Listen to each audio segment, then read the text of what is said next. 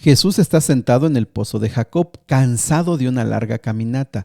En esto llega una mujer samaritana a la cual Jesús le dice: por favor, dame un poco de agua para beber. ¿Te gustaría saber qué significa la fe? ¿Te gustaría saber cómo desarrollarla? Pero sobre todo, ¿cuál es el verdadero espíritu para adorar? Bueno, quédate con nosotros y estudiemos juntos Juan capítulo 4. Nuevamente, bienvenidos amigos, amigas a Momentos de Esperanza. Te invito a abrir la Biblia, aunque sea 5 minutos. Poco a poco irás dedicando más tiempo a esto, pero lo más importante que queremos es que tú abras la Biblia, ¿sale? Muy bien, pues vamos al capítulo de hoy. Capítulo de hoy muy interesante. En primer lugar, nos narra el encuentro que Jesús tiene con una mujer samaritana. Pero ¿por qué llegó a Samaria? Bueno, recuerda, en el capítulo de ayer nos quedamos que Jesús estaba con sus discípulos cerca de Juan el Bautista y sus discípulos. Pero los discípulos de Juan el Bautista estaban celosos porque Jesús estaba bautizando y teniendo más fama que la de Juan el Bautista. Y entonces esos celos llevaron a ciertos conflictos entre discípulos. Ahora, dice el versículo número 1 que los fariseos se enteraron de esto y aprovecharon esos pequeños roces para que ellos también trajeran más problemas al ministerio de Jesús. Entonces dice el versículo 3 que sabiendo esto Jesús se fue de Judea para Galilea. Mis amigos queridos, mira aquí la lección es bien sencilla y bien práctica. Jesús no ganaba nada con quedarse allí porque había conflictos innecesarios. Resolver esos conflictos, atender esos conflictos no le llevarían a nada bueno, a ninguna ganancia. Entonces él decide, guiado por la providencia de Dios, irse mejor al norte a Galilea. Mis amigos, ¿cuántos de nosotros necesitamos esta mañana salirnos de lugares donde tenemos conflictos innecesarios?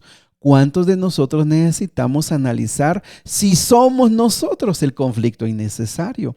Pero sobre todas las cosas, será importante que analicemos con quién estamos teniendo conflictos que no nos llevan a nada bueno.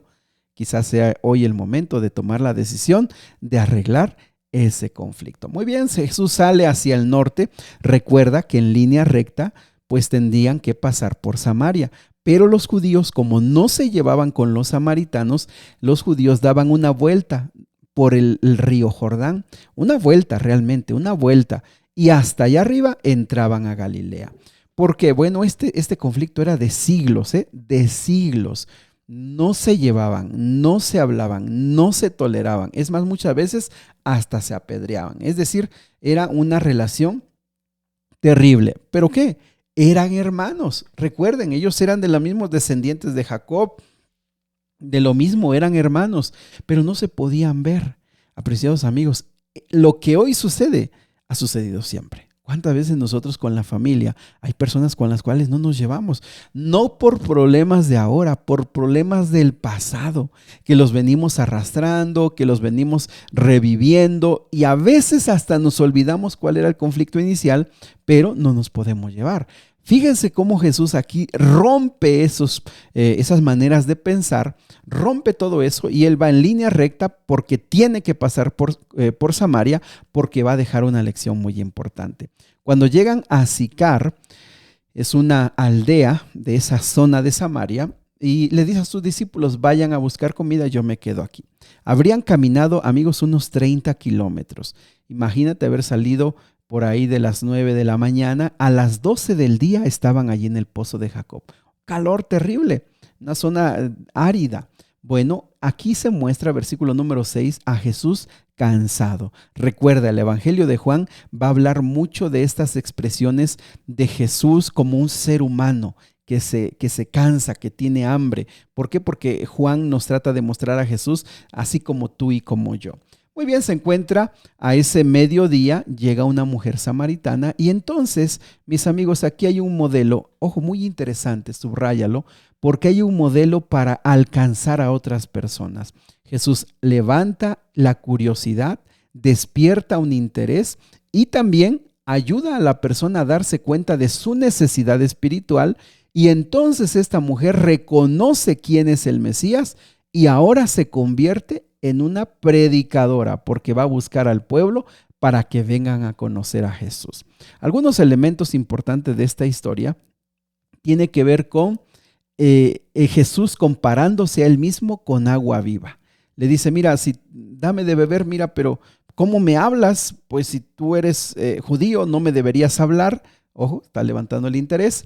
Y además, pues eres un rabí, no hablas con mujeres. Pero Jesús le dice, mira, si tú supieras con quién hablas, si tú supieras que Dios tiene un regalo para ti en este encuentro, tú me pedirías agua viva. Y aquí Jesús empieza él a presentar como agua viva, aunque ella no entiende esta comparación, porque de inicio dice, Señor, pero ¿cómo vas a sacar el agua viva? No tienes con qué. Además, tú estás hablando de un agua viva, ¿te crees más importante? Versículo 12.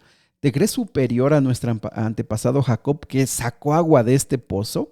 Fíjate cómo Jesús le está empezando a mostrar una verdad bíblica, vamos a decir, una verdad espiritual, pero ella no lo está comprendiendo. Y entonces Jesús mira lo que le dice, versículo 13.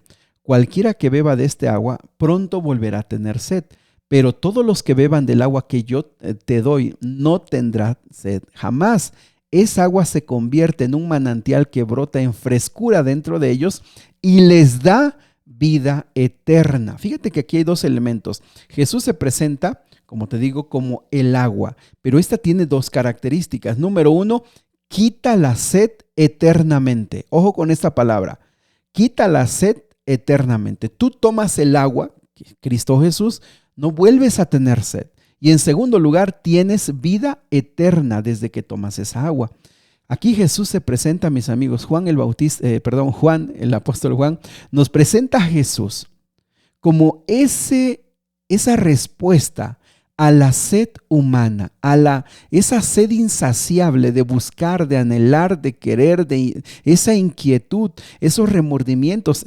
Jesús es la respuesta a la naturaleza humana que busca sin saber qué es lo que lo va a satisfacer. Pero también aquí Juan presenta a Jesús como el que una vez tú tomas de esa agua, tienes vida eterna. Fíjate que ahora Jesús va a lo más profundo, le dice, ve a buscar a tu esposo. En el sentido de que no solamente quiero darte esta agua a ti, sino dártela también a él. Y entonces ella dice, pues no tengo esposo.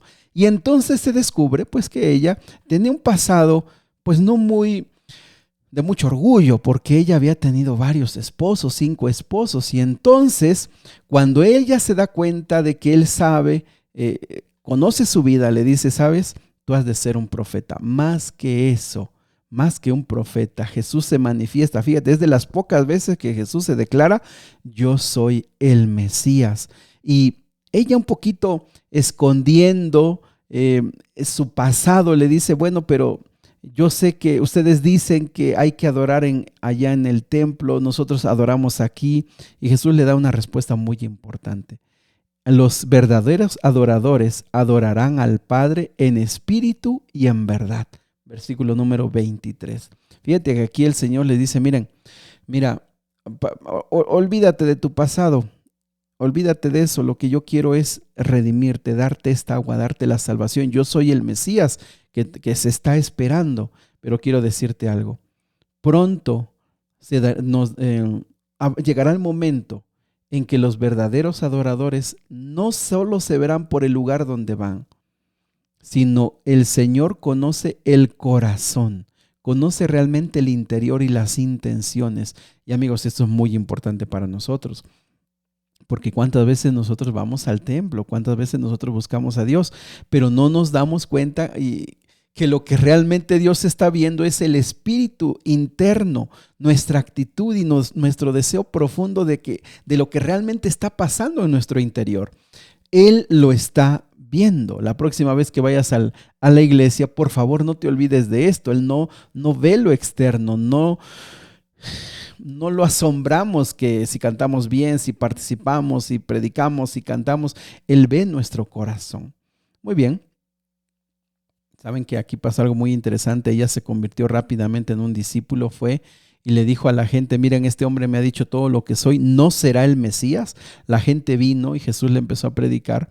Y algo muy importante es que de ahí se levantó una gran cosecha. Se quedó 2 días, pero dice que Jesús, mientras tanto fue la mujer, los discípulos vinieron, se asombraron y dijeron, ¿cómo está hablando con una mujer? Pero no le quisieron decir nada por respeto, pero él les dijo algo muy interesante. Mi alimento, yo ya comí, mi alimento es hacer la voluntad del Padre. Fíjense que para las personas que realmente están interesadas en la obra de Dios y en servir a Dios y en amar a Dios y en obedecer a Dios, muchas veces se olvidan aún de las cosas materiales. Para ellos lo más importante es Dios. Y eso es muy, muy interesante, mis amigos. Entre más nos alejamos de Dios, más nos interesan las cosas temporales. Más le damos valor, más le damos importancia.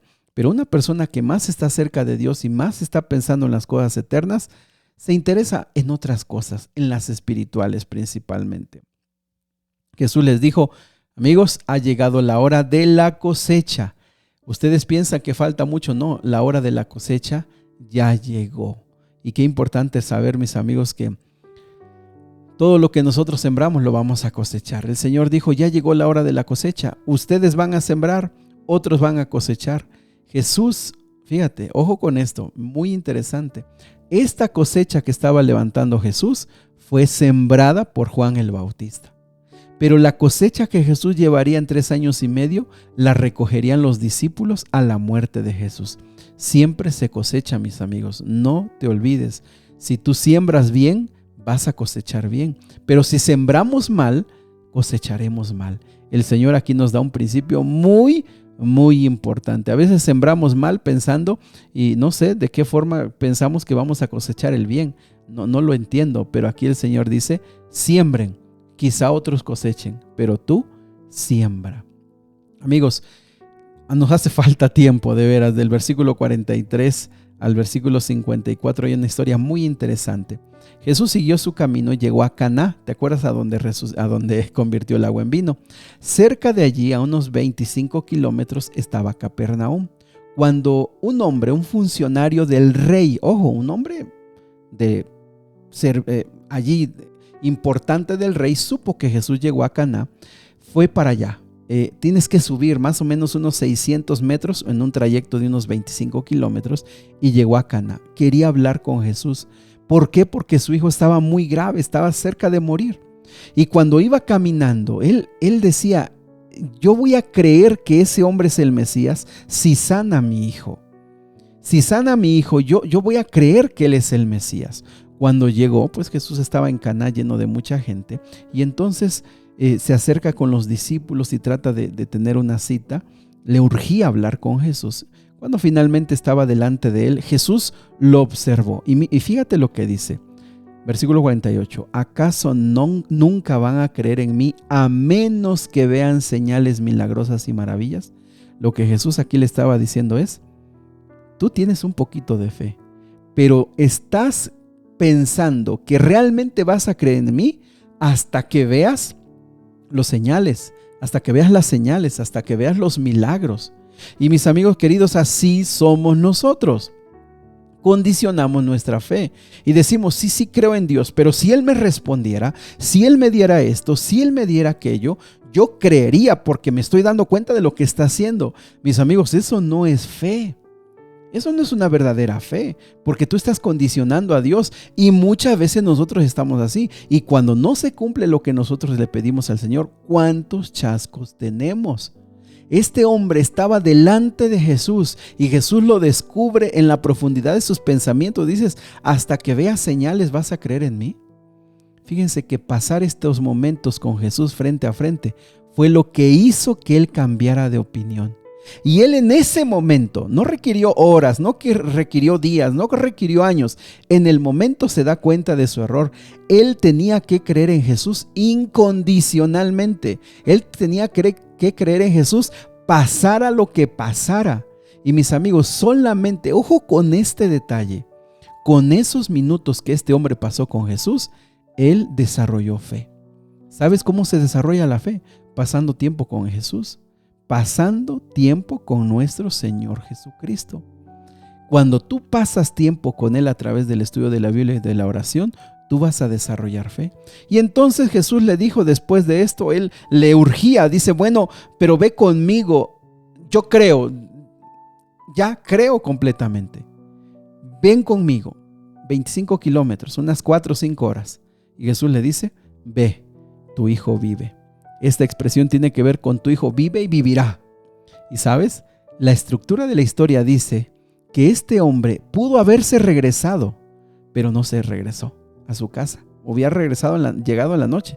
Al otro día, con calma, con tranquilidad. ¿Sabes qué quiere decir eso? Que él estaba convencido de que lo que dijo Jesús se iba a cumplir. Se iba a cumplir. Lo que dijo Jesús se iba a cumplir. Así que al otro día, cuando él viene tranquilito regresando a Capernaum, los siervos vienen a encontrarlo y le dicen, tu hijo está sano. Y él preguntó, ¿cómo a qué hora? ¿Cómo a la 1? Él dijo, fue cuando Jesús dijo las palabras. Mis amigos queridos, ¿quiere desarrollar fe? Pasa tiempo con Jesús. La verdadera fe no condiciona.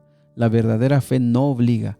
La verdadera fe confía en que Jesús sabe que es lo mejor para nosotros. Y más allá de que nos gusta o no nos gusta, nosotros nos aferramos a creer.